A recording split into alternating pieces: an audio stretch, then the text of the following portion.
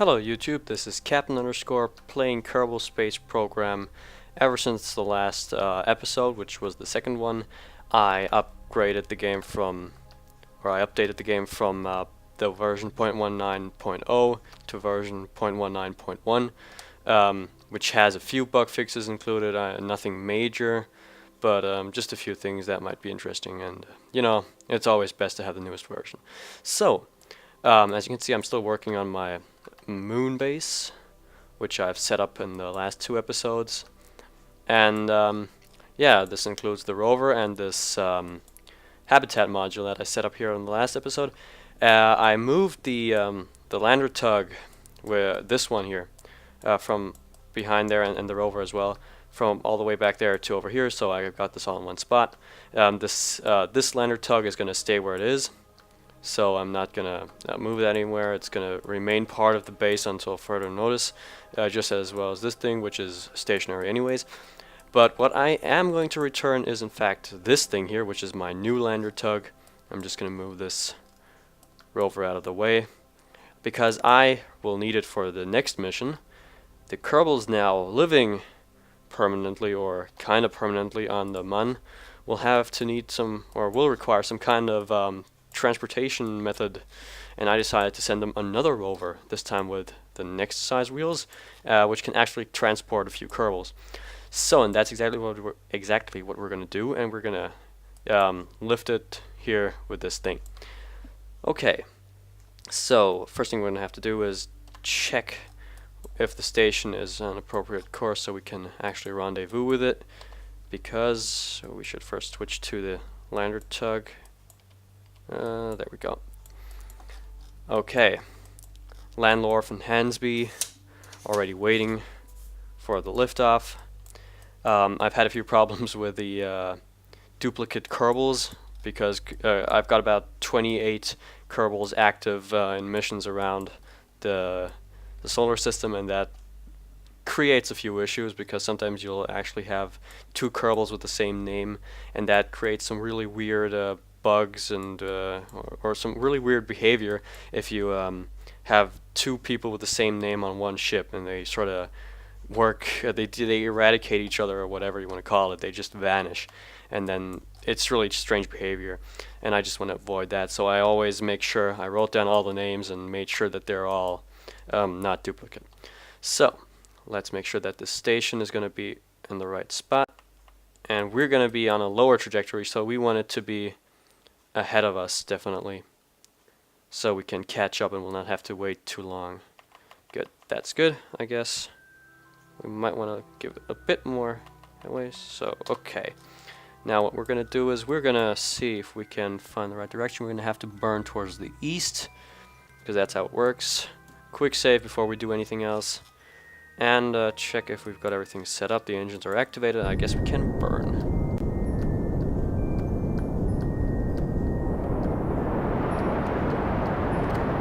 So let's lock this attitude and just wait till we build up the required speed to get into orbit. So I will see if this thing still has enough fuel. It should have enough fuel because landing always requires a lot more fuel than taking off, especially on moons. Because they have no atmosphere, you can practically burn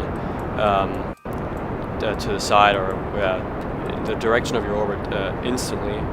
That saves a lot of time in most cases.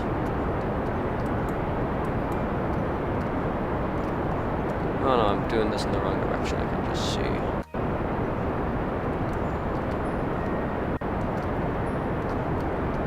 Oh, no. Oversteering there. Let's go into that direction. We still have a lot of fuel. That should be no problem at all, I think.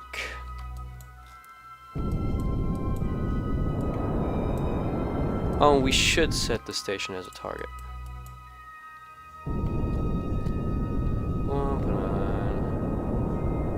Oh, and that's increasing it again. Okay, let's not do that. But what we are going to do is we're going to thrust towards our burn or towards our directional vector and just get a bit of altitude going there.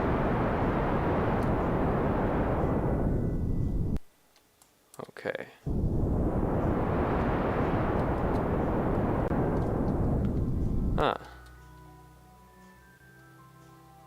So we're going to be far ahead of it apparently. That is not really ideal, but it's okay. Have to change a bit of our attitude there, but we're going to wait. We're going to even that out later on. Okay, so in fact we could have waited even longer for it to come around because we're going on such a low trajectory that we're actually going to overshoot it by quite a bit. See, we're having a separation of about 100 kilometers there. That is not, or that is hardly ideal. We'll see.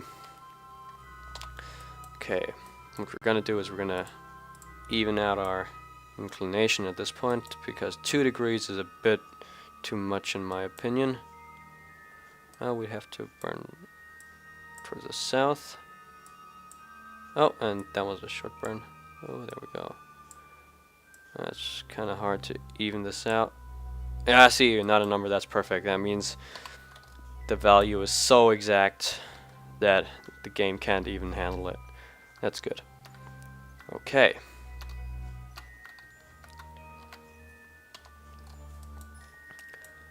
Let's get to that burn point.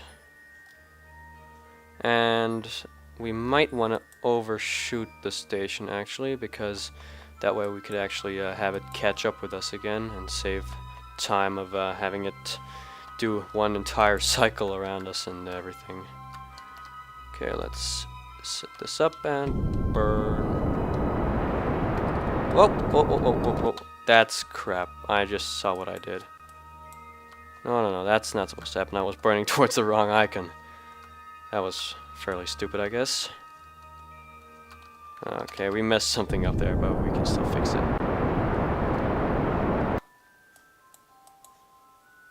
See, you already got that, not a number thing, I think. 0.2 degrees is fine. Doesn't matter that much, not on the Mun. Because distances are a lot smaller than on Kerbin or other celestial bodies, so we can be fairly confident that we're gonna hit something. But what we want to do is, I guess, burn prograde a bit so we can actually have closer intersect after some time. There we go. That's a lot better.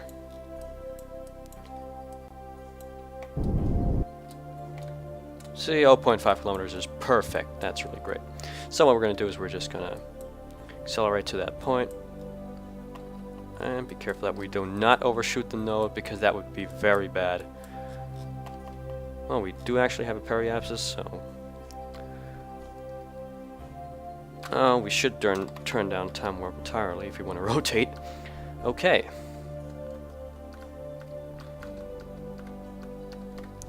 What I might have to do, come on, get out of this view.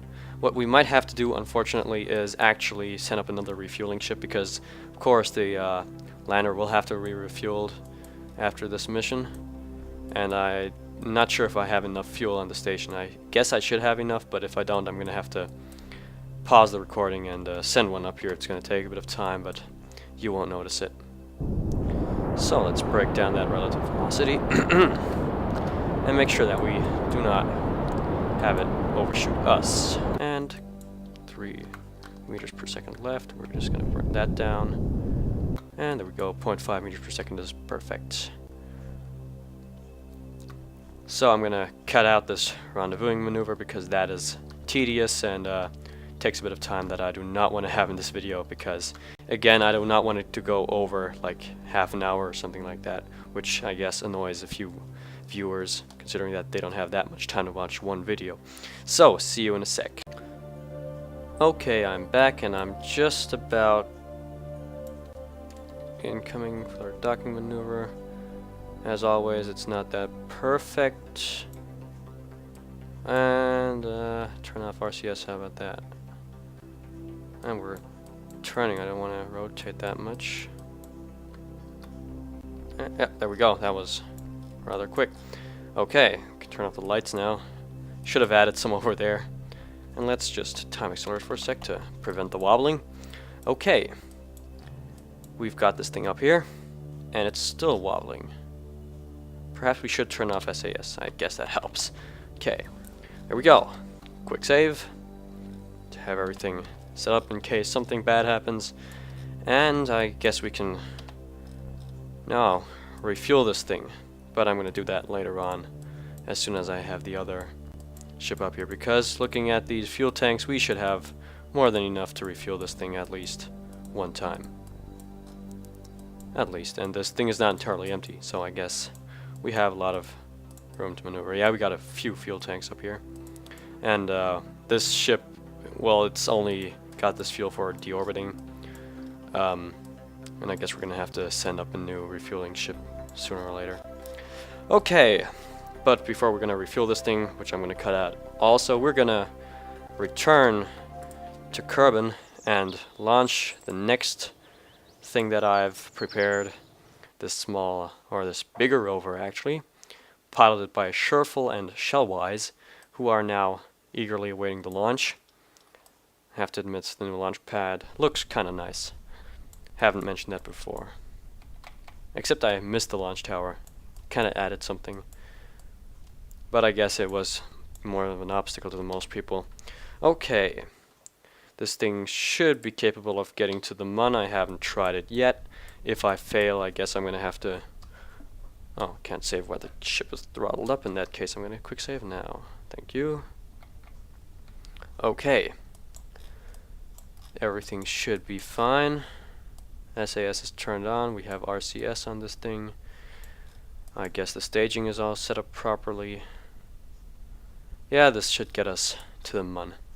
As you can see, it's got this docking thing over here. It's going to be lowered down by the lander tug, as I said before. But I think it's a little big with the wheels. We'll see if it fits or not. We're going to get it down there some way. Okay, I guess we can launch. Just following the standard launching procedure that I have with these carrier rockets.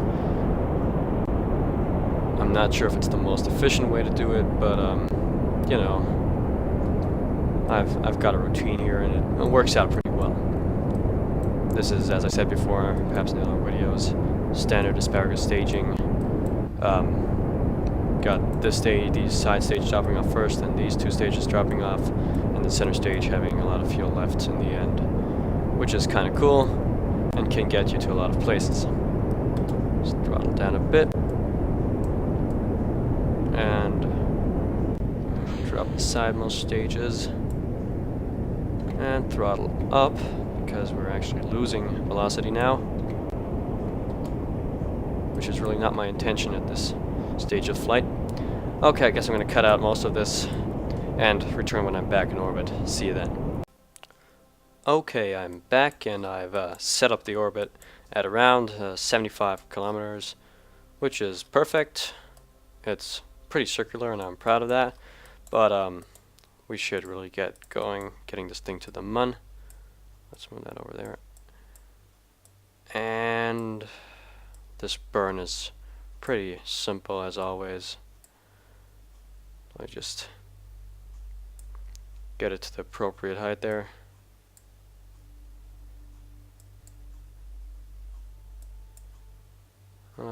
Gotta zoom in closer so I have more precision over the control of this maneuver node. 150 is perfect. Okay.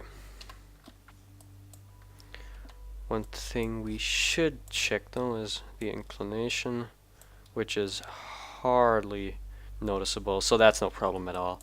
We can correct that during the flight unless it's really incredible, but as long as the orbit of the craft around the Earth is pretty good, then the orbit around the orbit of around the Mun is going to be good in the end, because they are on the same plane and there's no inclination between the Moon's orbit and the Earth's rotation, or the Kerbin's rotation, and that is kind of helpful. It's not realistic, but we've got minimus for that. Okay, let's just time warp to the point of the burn. Bah, We're below 120,000 meters, which is annoying. Takes twice as long to do the time warp.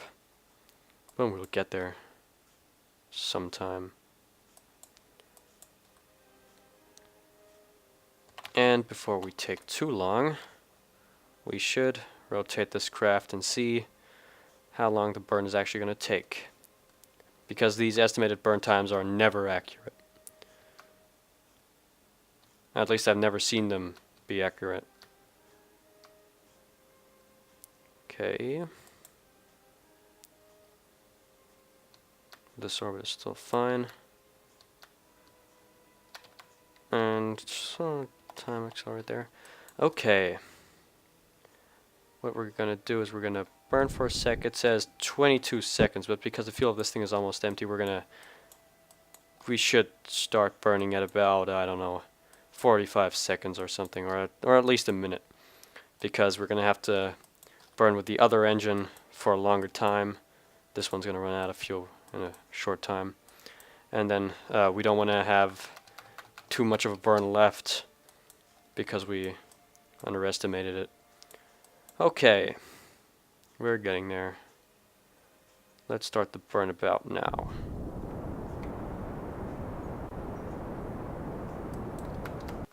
And there we go. Okay. At full throttle, this is going to take us, only that much time, so we actually can break down. We're still going to require 1 minute 20 seconds, which means we can burn now. That's good. Good estimation. Okay, I'm gonna... Well, that's pretty aggressive steering there. Good, this burn is going to be fairly straightforward. I'm going to see you when I'm done burning. Okay, having established our orbit and having about 2/3 of the fuel left, we can now proceed with time warping to the Mun. That's not going to take very long. Not compared to the rendezvousing portion of this episode. Okay, there we go. Have an encounter. As we can see, the inclination is pretty bad actually. So I'm really surprised by that right now. I guess I messed up burning, or I really had a wrong perspective when I viewed this the first time. So we're gonna have to correct that. I guess around here somewhere. Can I? We'll see. Yeah, that's perfect. That does not require much. We're gonna set it to this station. Let's put that up a little bit. It's not really getting us great results, but we can correct this at that point afterwards. We're just gonna see that we can get it as accurate as possible. Yeah, that's fine. Okay, so we're gonna time accelerate to that point.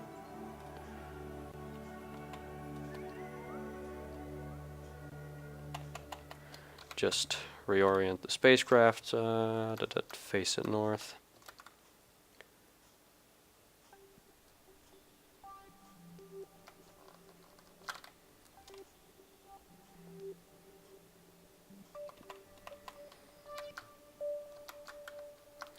Okay, so we've got this set up. Let's just time warp the last minute away. There we go. Do the burn.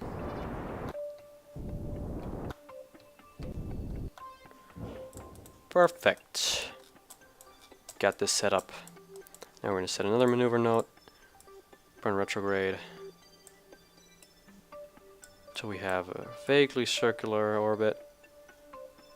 And voila. There we go. Oh, that's pretty accurate. Unfortunately, the station is ahead of us, but I guess encountering it should not be too difficult. And we're going to have to correct the burn around here. Depends on how long it's going to take. Okay, we can do that all afterwards. So, let's face the new direction.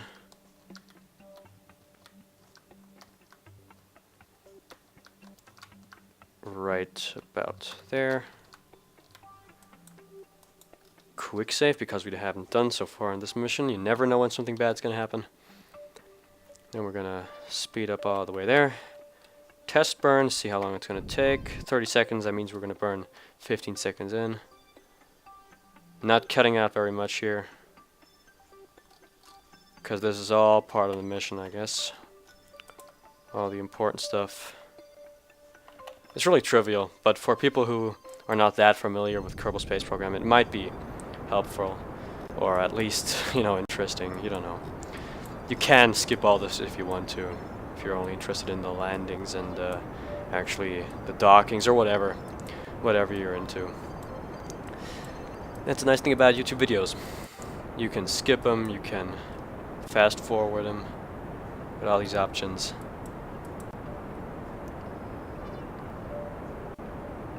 Okay, perfect. So right about here we're gonna have to correct our inclination.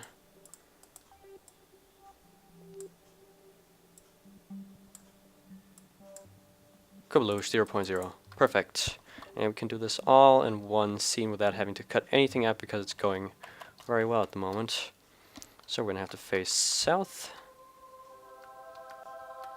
No, north. We're facing north. Or, no, south. We're actually... Where are we? Yeah, south. That makes sense. Okay.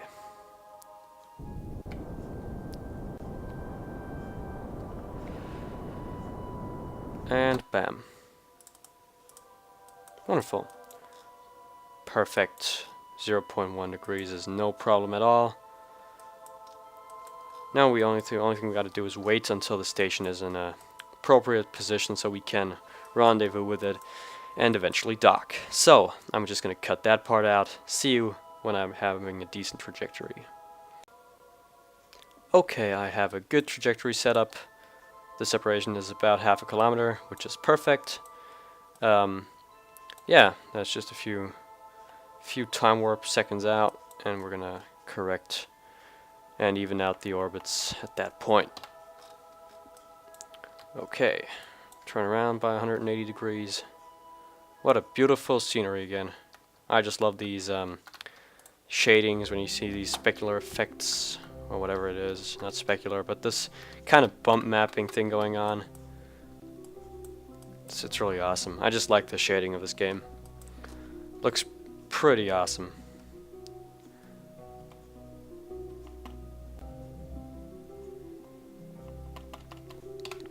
What I noticed is important is that you always have a bit of relative velocity to your target when you encounter it, so when you have your closest encounter.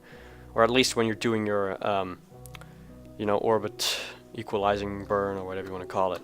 Because if you do not do that, you won't have anything to burn against. If your relative velocity is 0, you can't burn against the vector, and that makes it harder to actually, you know, create even orbits and then dock with it.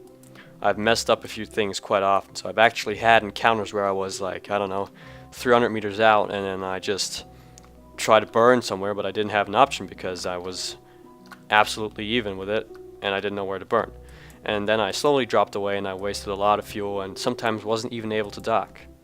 But that was a long time ago, and I'm, well, I'd say fairly good at docking at the moment.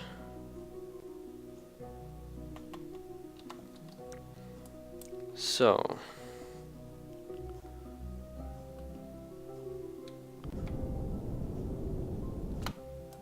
good, and one last burn. And from what I'm seeing, it looks like we're actually just behind, if I'm not completely mistaken. Yeah, we're just on the right side of the station, so we can actually dock on this thing without having to translate around the station first. That's cool. Saves us some time. Okay, guys, as always, I'm going to cut out this sequence, see you when I'm closer to the station. Okay, I'm back right in the critical moment of the docking, because one thing I have to take care of is the fact that this rover is a little bit bigger than the space I have. The wheels are gonna, I hope, not intersect with anything at the side. I wasn't able to test this on Kerbin before, due to the high gravity and this lander not even being capable of taking off in its gravity. And I didn't have any possibility of testing this. But it's working out pretty well, actually. I wouldn't think that it would be able to maneuver this quite as good. Let's just slowly adjust the trajectory there. It should be fine. I'd like to... Oh, other way. Press T there. Okay. Looks good. Alright, that looks fine, actually. Turn off T and T. Wonderful! Hey, we've actually got space. That's a good docking. Turn off ASAS. Wonderful. So, we already proved that we can drop pretty heavy loads with this lander, considering that the habitat module was like really the heaviest payload I'd want to drop with anything with this tug. So this rover should be no problem. Of course, we're going to empty the fuel tank first. Not going to take that with me. What I'm going to have to do, I'm going to empty it into these compartments there and refuel the lander tug. I'm really proud of this design. It's fairly simple, actually, but it's working pretty well. You can drop a lot of stuff with it, and it's actually kind of neat, so I'll be back when I'm done refueling. Okay, now that I have fully refueled my lander tug, I can pick a good trajectory to get to the base. We'll see if I can get that done somehow. If you remember my last landings, which were hardly ideal, we're going to have to see how that goes. We're having an FPS drop. I have about 13 FPS, probably because I've got this fat station with all these parts. I don't want to know how many there are.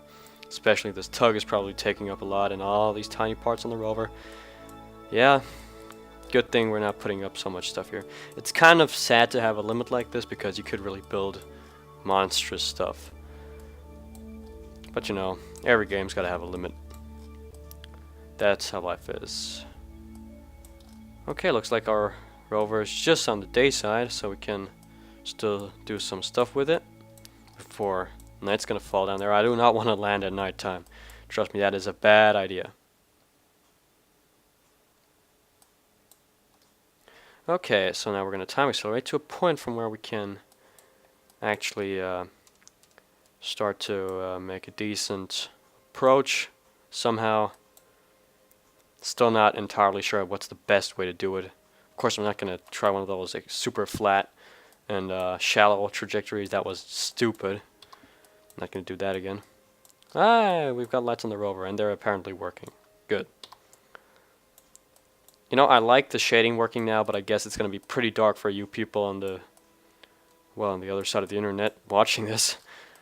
And yeah, perhaps I can put it behind this brighter background for a bit of better contrast. There we go. Kind of working. Whatever. So let's control the lander tug. Quick save, because it's my favorite button now. Pressing F5 all the time on all the websites I visit, depending on what they are offering. Okay, I guess we can undock. Hansby, Landlord, Shellwise, and Scherfel. Scherfel, yes, I'm reading that properly. Weird name. But all Kerbals have weird names. Guess it's normal in their language. Okay, good thing we don't have stupid probes. Hate probes. They always lose energy on the dark side of planets, especially when you're maneuvering. Okay, this is my other base, by the way. It sucks. And it's using all the old parts, and I'm building a new one on the better side of the moon. The side of the moon that the people from Kerbin can actually see with a telescope. Why can't I time accelerate? Oh, I'm pressing the wrong button. Ah, that makes sense. So, what are we going to do? We're going to... How can I... I don't have a target. Let's just set... Hello? How can I set something as a target so I can unset it again? Hello. Ah, there we were. Ah, wait a sec. Ah. Yes, whatever. And unset. Can I unset the target now, please? Ah, there we go. Perfect. Now I can properly map out my trajectories.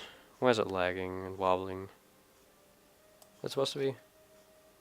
Oh, okay, I get it. So, don't want to take too long, as I said a billion times in all the videos. Never really get to make them short.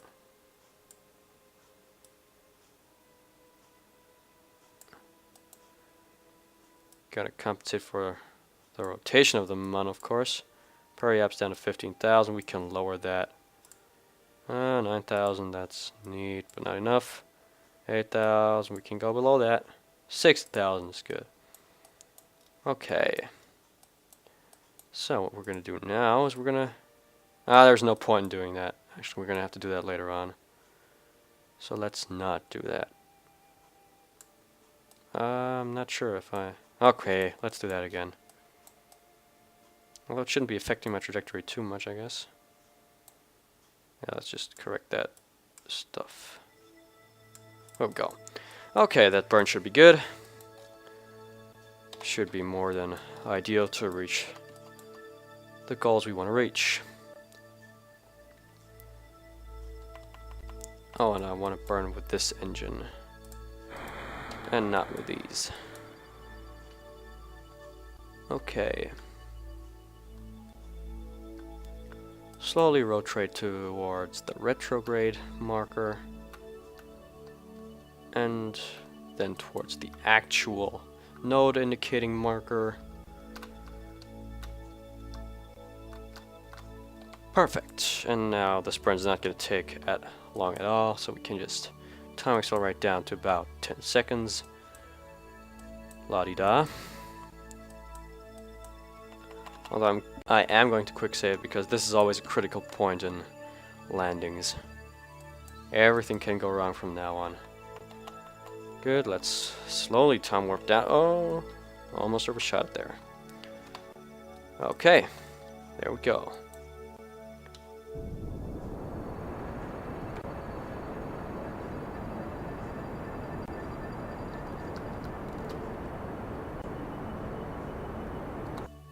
Well, this is pretty wobbly, I just noticed. Shouldn't be thrusting too hard against docking port. No, no, no. This always happens. Yeah, okay. There we go. And for some reason, I actually managed to get the trajectory almost perfect. Well, on about 1 kilometer. That's pretty accurate.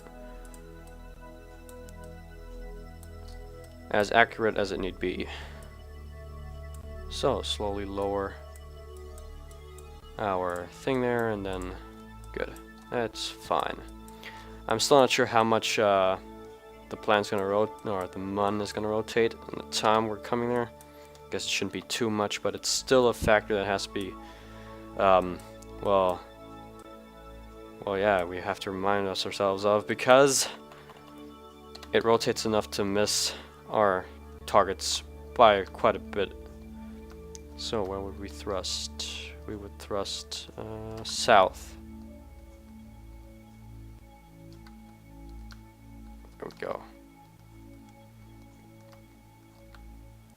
Now this is all just going to be planning out different trajectories. I'm going to skip all this until I have my trajectories and I'm close to doing my final landing burn thing. So I'm just going to skip this part. See you in a sec. Okay, I'm coming in on my trajectory here. The burn is looking like I overshot it a bit. So I actually should have burned a lot earlier, but we can still correct that. We still have a lot of fuel. I just decoupled this other part there that we don't need anymore. Pretty harsh burn, actually. These engines aren't nearly as effective as I would have hoped. Apparently misjudged them a lot. Okay, yeah, there we go. We're shooting our target. We're gonna land somewhere over there, I guess. We can still do that with a well-planned hop. Or, you know, we don't even have to do that actually, because we're dropping a rover. It can theoretically drive there if the distance is not too far. So let's see if we can burn against this and survive a landing, perhaps. It's not guaranteed. We're going pretty fast and got a lot of vertical velocity going on there. A lot of vertical velocity that we're not going to be able to kill if I'm seeing this properly. Oh, jeez. Oh, dear. Oh, dear, oh, dear, oh, dear. Oh, dear. Whoa! Okay, however we just survived that, it's incredible. Oh, oh god, oh god. Come on, regain control, regain control, regain control. Get a bit of room to maneuver here. Oh, Jesus. And there we go. Another failed attempt at landing. It was such a good trajectory, actually. Kind of sad. See you when I'm in a better attempt. Still gotta learn this game. Okay, I'm back on a pretty good trajectory this time. Looks a lot safer than what I've had before.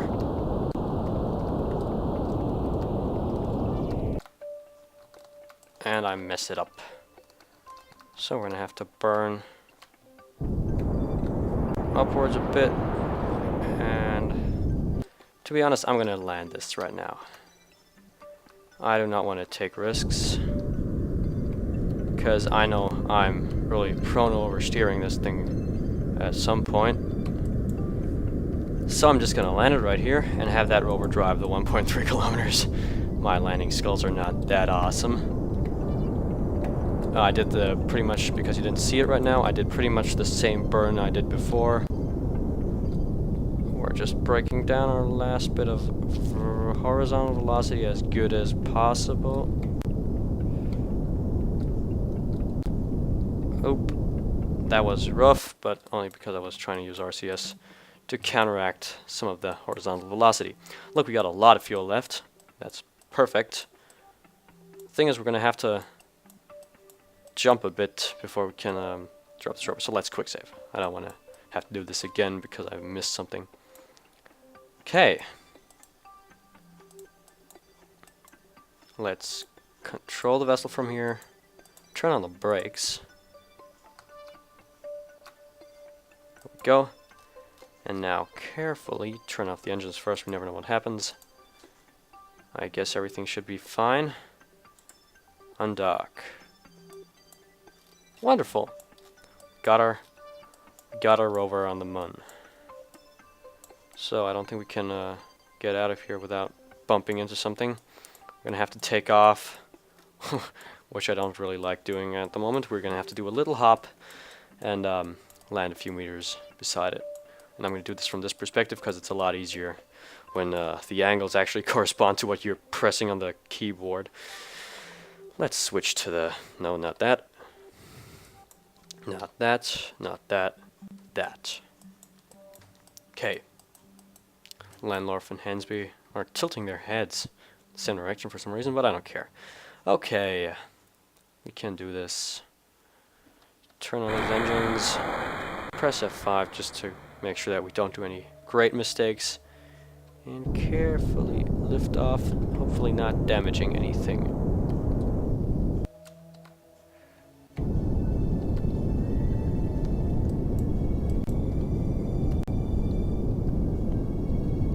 Okay, looking good.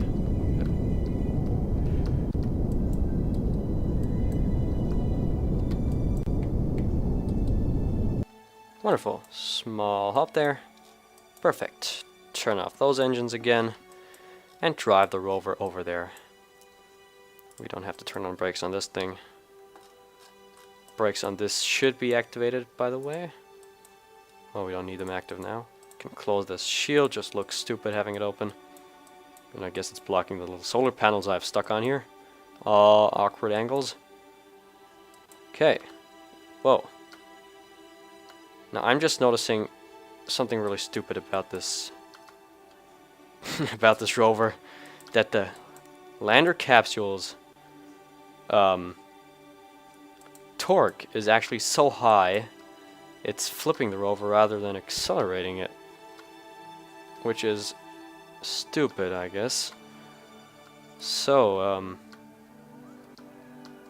with these new features in place, they're going to have to add some kind of option. Well, look, we can turn it like a tank. They're going to have to add some kind of option of turning off the torque that this thing, I don't know, sort of thing. Or you can just change the controls of the rover, I guess, which is what I'm going to do right now. I'm going to change the controls, so I'll be back in a second. I guess you can change that separately. Just break that thing down. Okay, see you in a sec. I'm back. I've just swapped the key layout to be my numpad, so it doesn't interfere with anything. Yeah, solved the problem. No more tilting and tipping and whatever. Just the wheel controls themselves.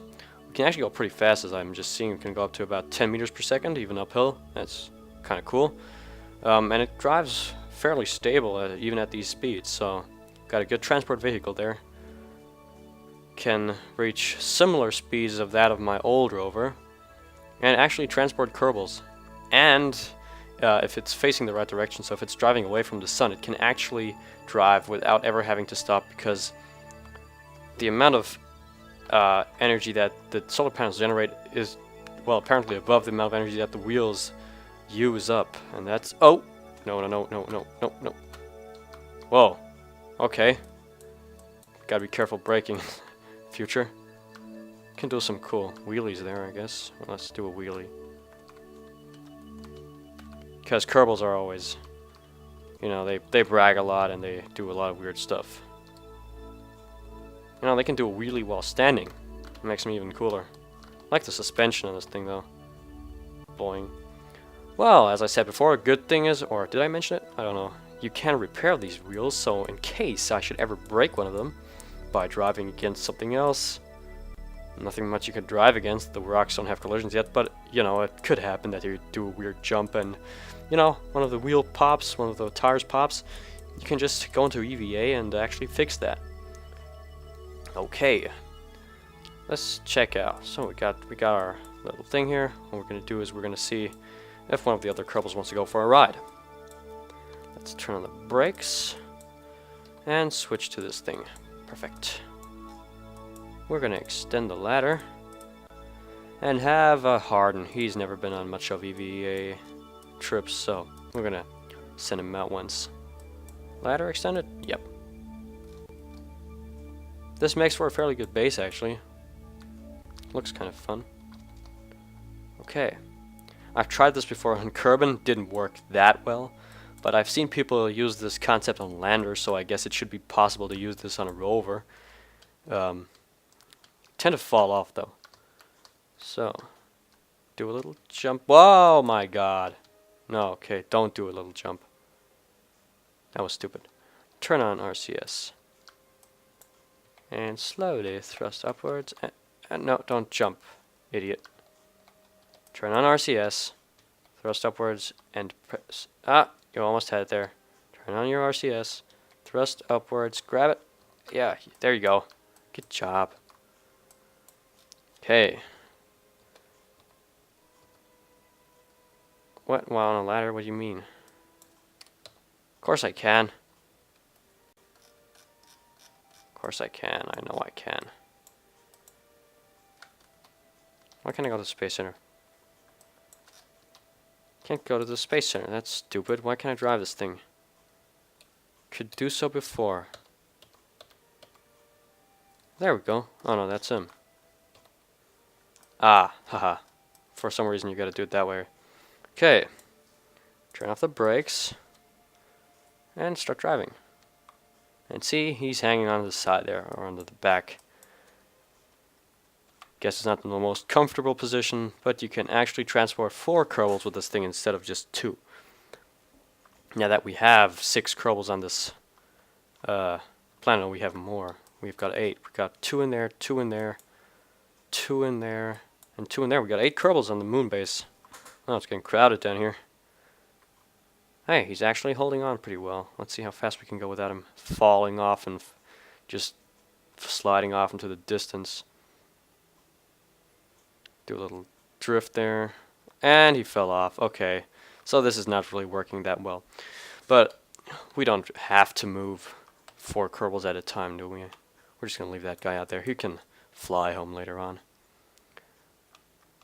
I'm not very nice. Okay, so another mission done. Got this larger rover. See, it's considerably larger than the last one, and we still dropped it with a similar mechanism. The last one was dropped with this lander tug, and these two things here were dropped with the other lander tug. Yeah, apparently it's a very good design. It's capable of dropping a lot of different things. I mean, these two things not being that small. And still got a lot of fuel, so I can return home and still have lots of spare fuel, so I could practically land again or something like that. Or perhaps not land again, but do a lot of orbital maneuvering, and perhaps even return to Kerbin. But I wouldn't know why I would want to do that with my lander tug. We just crashed into the surface. But yeah, I mean, yeah, you can guess what I'm trying to say here. It's got a lot of fuel, and it's pretty good design. Perhaps I'm going to make it better sometime, but I'm happy with it now. And as long as I don't require any better setups, I'm not going to change it. Okay, we managed to land our new rover on the Mun, and I really want to thank you for watching this video.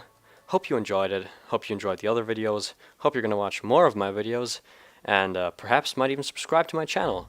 So, thanks for watching.